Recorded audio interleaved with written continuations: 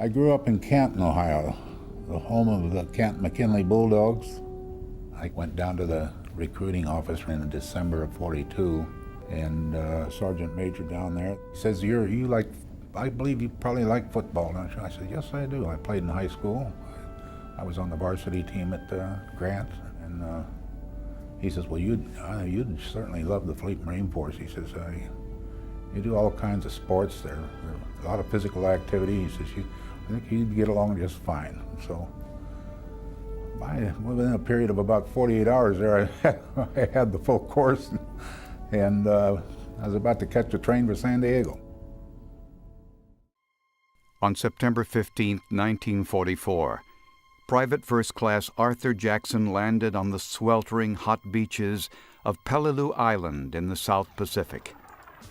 He was just one man in an army of hundreds, but before their mission was complete, Private Jackson would battle heat, bullets, and bombs to save his platoon as an army of one. When we hit the beach, we landed in about 7 foot of water. I looked down that beach in both directions, and it was on fire. It was just a mess.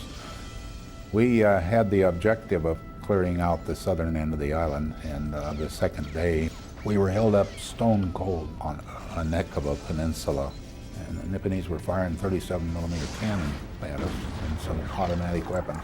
Every time somebody got up to move, they drew fire. My platoon leader came down the line. They said, Jackson, do you see that shallow trench that commences about 100 yards forward of our position here? If you could get forward into that shallow trench, we'd really have a foothold. We'd have a way of eliminating the big bunkers that's causing us so much trouble. Do you think you can do that? Well, yeah, I guess so. I took my pack off and my leggings, loaded myself up with the grenades and the AR ammo, and I said, I'm ready. Well, I took off. I ran straight as a line as far as I could see for this trench. I got out there, I found out that trench was only about that deep.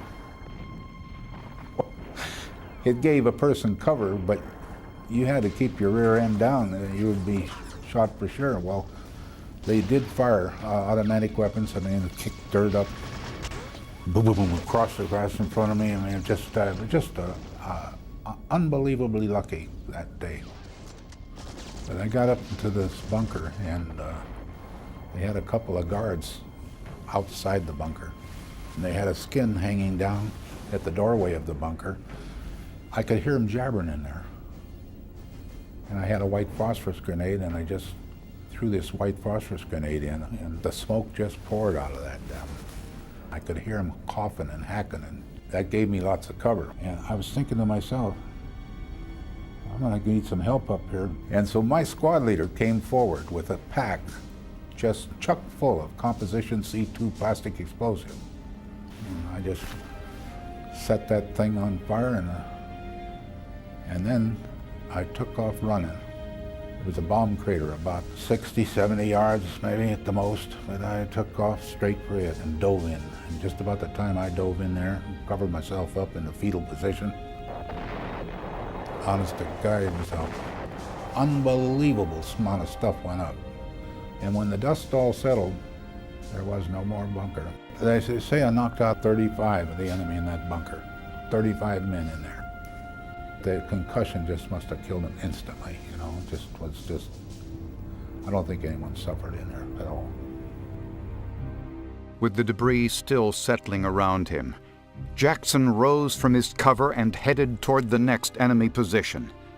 Working his way down the peninsula, Jackson launched a single-man assault that claimed 50 enemy lives, destroyed 12 pillboxes, and determined the successful outcome of the operation. To this day, I do not understand why they didn't vacate some of those positions, come out after me. I mean, they must have thought there was more than one person doing all this. I passed out practically. I mean, I fell flat on my back, and I was heat exhaustion, to say the least. And when the troops came up, honest to God, I felt like I was a ball player. I just made the winning touchdown. They picked me up, pulled me up to my feet, slapping me on the back and shaking me, you know. Jackson, God damn it, bull, you did it, you did it. Had a nice reception in Washington. There were 14 in the group altogether. Pappy Boyington, of course, he, of Bob Black Sheep fame, he was with us, and President Truman presented it. He told us all he'd rather have the Medal of Honor than be President of the United States. I was always proud to excel in anything, and he told me he was the most gung-ho son of a bitch I ever knew. You know, all those buddies of mine, they're crazy. I felt very strongly that I was capable, and I think that's why the 3 officers came down to me. I think the platoon leaders said, well, if Jackson can do it. I didn't really know what the hell I was getting into, but I was just a damn good A-arm and had a lucky day.